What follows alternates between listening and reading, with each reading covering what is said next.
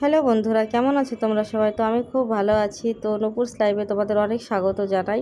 তো চলে আসলাম আজকে একটা নতুন একটা রেসিপি নিয়ে। রেসিপিটা অনেক দিন আগেই বানিয়েছি, তো দেওয়া হয়নি, তো আজকে ভাবলাম শেয়ার করেই দিই। তো রেসিপিটা হচ্ছে চিচিঙ্গার ঘন্ট করেছিলাম আমি।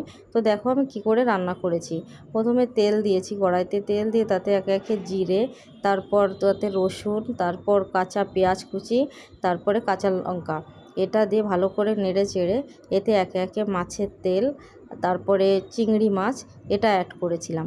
চিংড়ি মাছ দেওয়াতে এটার স্বাদ দ্বিগুণ বেড়ে গেছিলো, মানে খুবই ভালো লাগে চিংড়ি মাছ, যেহেতু চিংড়ি মাছটা এমনই একটা মাছ যে কোনো তরকারিতে স্বাদ বাড়িয়ে দেয়। তো এর জন্য ভাবলাম চিংড়ি মাছটা দিয়েই করা যাক, দেখি কেমন হয় খেতে। তারপরে এটা দিয়ে ভালো করে নাড়াচাড়া করছি।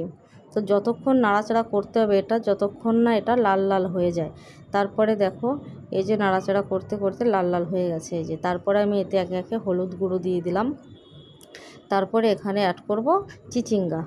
তো চিচিঙ্গা যতক্ষণ ভাজতে হবে যতক্ষণ না এর গায়ে জলটা থাকে।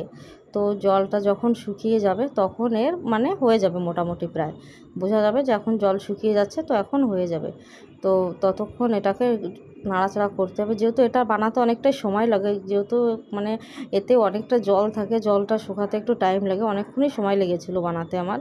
তো জানি না রেসিপিটা কার কাছে কেমন লাগবে, কিন্তু খেতে সত্যি সুন্দর হয়েছিল, দুর্দান্ত টেস্টি হয়েছিল। যেহেতু চিংড়ি মাছটা অ্যাড করেছি, চিংড়ি মাছ দিয়ে মানে যে কোনো সবজি রান্না করলেই ভালো লাগে। তো দেখো এই যে আমার হয়ে গেছে, পুরো শুকিয়ে দেখেছো পুরো কড়াইটা ভরা ছিল, তো পুরো শুকিয়ে একটুখানি হয়ে গেছে। তো এতে আমি কোনো মশলা অ্যাড করিনি, শুধু একটা ভাজা মশলা অ্যাড করেছি। তো ভাজা মশলাটা হচ্ছে শুকনো খোলায় জিরেটা, মানে ভেজে শুকনো খোলায় ভেজেছিলাম শুধু জিরে ভেজে, সেটাকে গুঁড়ো করে তারপরে এতে অ্যাড করেছি। তো এটা খেতে সত্যি সুন্দর হয়েছিল, নিজের মতো করে বানিয়েছি আমি এটা। মানে হঠাৎ মনে হলো কী করব কী করব, একটু বানিয়েই দেখি কেমন লাগে চিচিঙ্গার ঘন্ট। তো দেখো কি সুন্দর দেখতে হয়েছে, যেমন দেখতে হয়েছে তেমন খেতে হয়েছে। পুরো রেসিপিটা এই যে দেখো কি সুন্দর হয়েছে দেখতে। তো রেসিপিটা কেমন লাগলো অবশ্যই জানিও। টাটা।